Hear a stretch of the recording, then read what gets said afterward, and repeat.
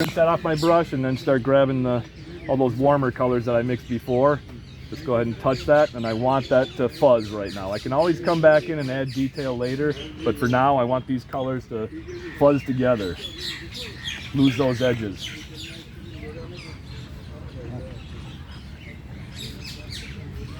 That lavender really kind of helps pop and take the edge off of things. I'm going to paint around the top of that little shrub. Leave some of that bright green behind there. Paint around the lights, the light side of that tomb here.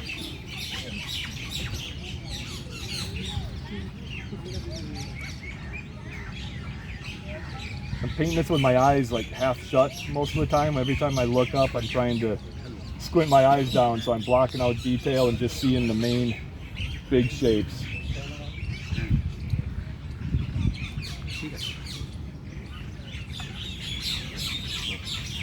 I'm gonna leave a little highlight or two on some of those other shapes up here on the top, just like I tried to do on the value study.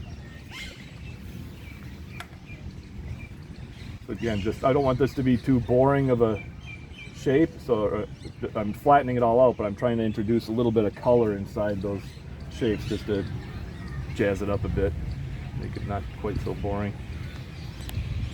Get the shape of that dome in here nicely. More neutral tint on the top of that, just kind of let all that fuzz together.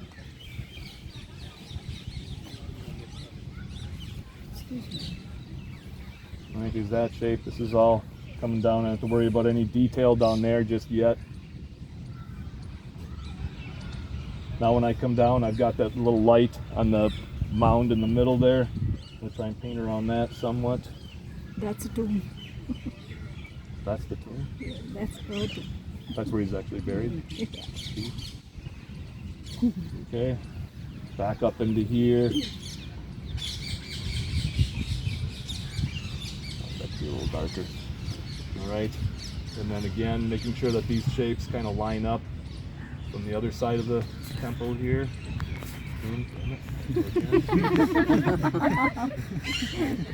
It's hard to paint and think at the same time, or talk. I can think, I can't talk. Okay, bring that down around the side there. And let that continue down into my tree. Alright, so that's where the whole point of this is, to take advantage of what makes watercolor such a cool medium. Where all these colors are just mixing and merging the pigments with the water on the paper, okay? Too often people just paint a little thing and then the little thing, and they don't connect them. There's white space between them and hard edges.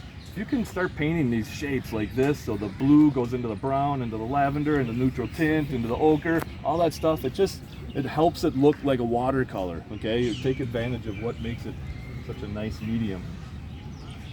That's why I teach what I do. To get people to start seeing big connected shapes and not all these little separate things. There's usually more connections than separations if you can pay attention to that. Okay, those steps come down, and on the side of that there's a little bit of a highlight on the top of there. Just to be a little more neutral tint again. I'm going to show a couple little stairs if I can here. The steps going across, hitting that other little shrub. All this is connected into shadow, this direction, into some of that tree color again up above here. Let that fuzz for now. I can make that separation later if I want to. That's going to come. There's a little highlight on the top of that structure over here. Paint around that. And another thing that I do in my workshops when I teach is I have some little lessons where I have the students just paint shapes without drawing them first, so it doesn't become like the little coloring books you do when you're a kid, right? And I don't want it to look like you're just filling in lines all the time. It's important to just get comfortable, making a lot of these shapes with your brush. They might not be perfect shapes that way, but that adds to the looseness of the painting. I don't care if those steps are perfect straight lines. I don't want to draw those with a straight edge or anything. Okay, it helps. Again, if you want a loose painting, you've got to be willing to accept that not all of your shapes are going to be perfectly straight. Over there.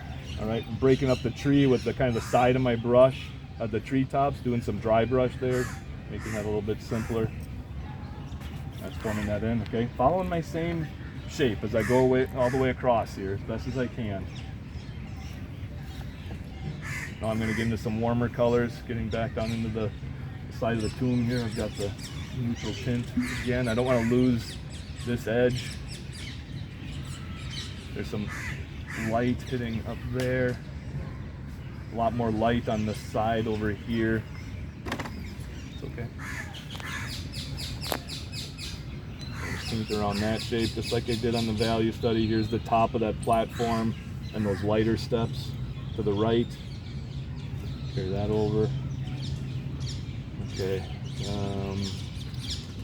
This guy come up. There's a lot going on there, man. It's intricate. I need to just keep squinting and try and simplify. A little more neutral tint on those domes. I'm going to go ahead and put some of that on right now and then just kind of soften it. I'm going to wipe my brush off and soften those edges because they're kind of round shapes.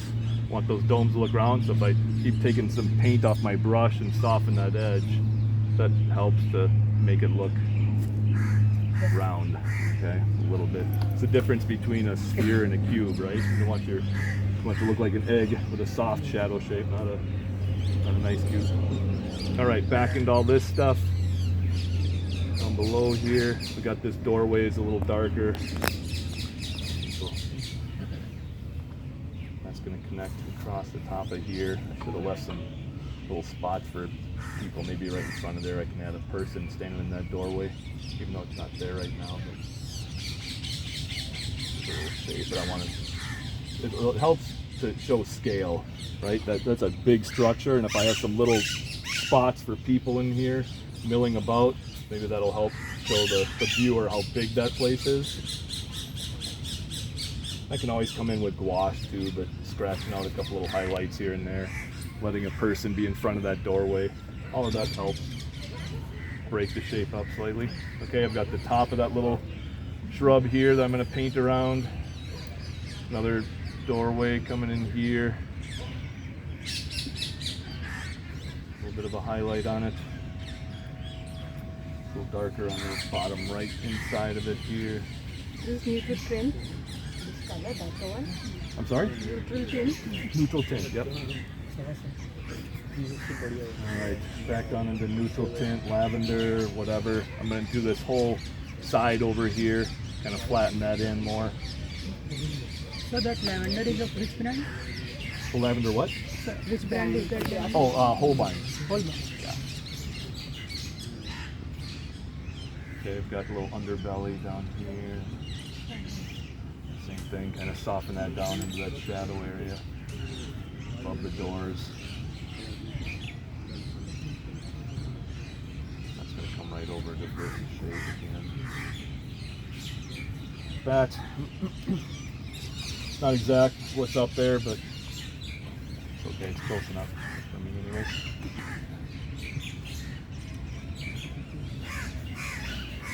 Okay, keep looking at Shika here, making sure I got my shapes going. Looks good so far. I haven't lost my way again. I took that building off of the side. I decided against it after I did my value study, didn't need it. All right, I've got the top of that shrub over here though I want to paint around. And that's going to go right down. I've got some people down below now. It's going to come down a little bit further here around this person that I put on there. All right, now this wall is going to connect over in front of the shrub. It's going to help pop that out. Some light on the side of it there, connecting down into the foreground. Connect, and that's not, I mean, obviously it's not a ton of different colors in there. I'm just going back once in a while, changing from more of a raw sienna to burnt sienna to lavender, whatever, just to mix it up a little bit. But any little things like that I can do to make the shape slightly more interesting does help. Keep it from getting too boring. Okay, back over here, there's that little highlight coming up, and then I've got the steps coming down this way. I'm going to show the angle of those coming down, like so. into here again, into the tops of those little shrubs. I want to give those steps a little bit of a, something like that on there.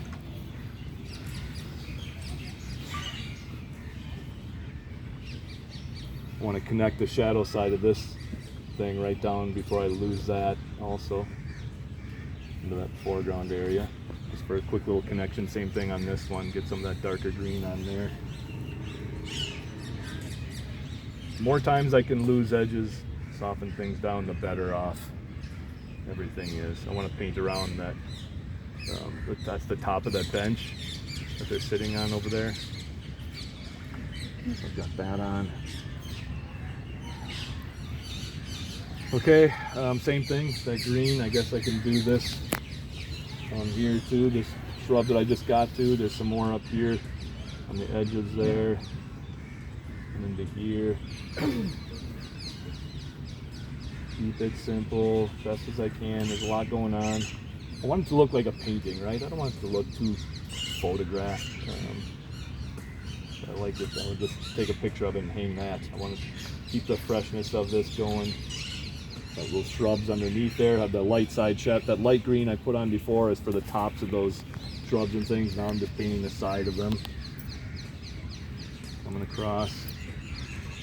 Just try and leave that highlight on the top there. Okay, all the way over to these guys. Little shadow. Okay, and then the last thing I did, I think, on that big shape on my value study was just kind of make up some of this stuff. Darken up some of those greens just a little bit in the foreground to add a little bit more texture and things, so it's not just a flat, boring shape down there. So I'm going to bring some of this stuff over, just down. Sorry if I splashed you. This, just to show that it's that nice slope coming up the hill, so those directional brush strokes kind of help indicate that and break the foreground up to that bench.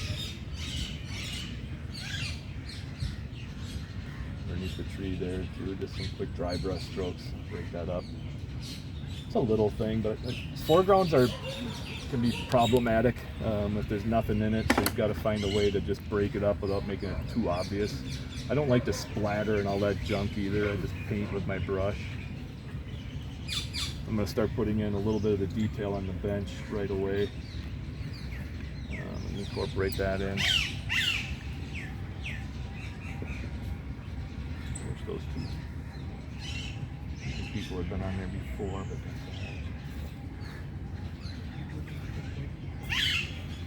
I'm going to try and draw a little slightly here, make it look better. So there's a little bench over on the side there. Person was talking to somebody, maybe I can put, okay, so I'm going to give that person some blue beans, standing here next to somebody. The eating places. I'm sorry?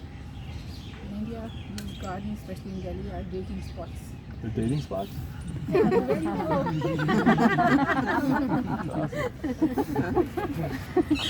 I'm glad my wife stayed home.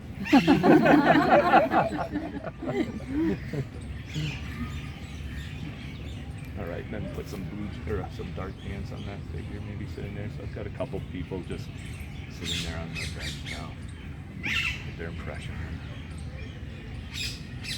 Yeah, whatever. All right, so that is my big connected shape. If you look at that and compare it to what Shika's shirt looks like here, you see, tried to follow that same thought process, simplify all that stuff into basically one shape, one big connected shape. Okay, changing that color on my brush all the time. It's not a, super colorful scene, but it's still important to change the colors on your brush so things don't become too boring. Now I see it. Now you see?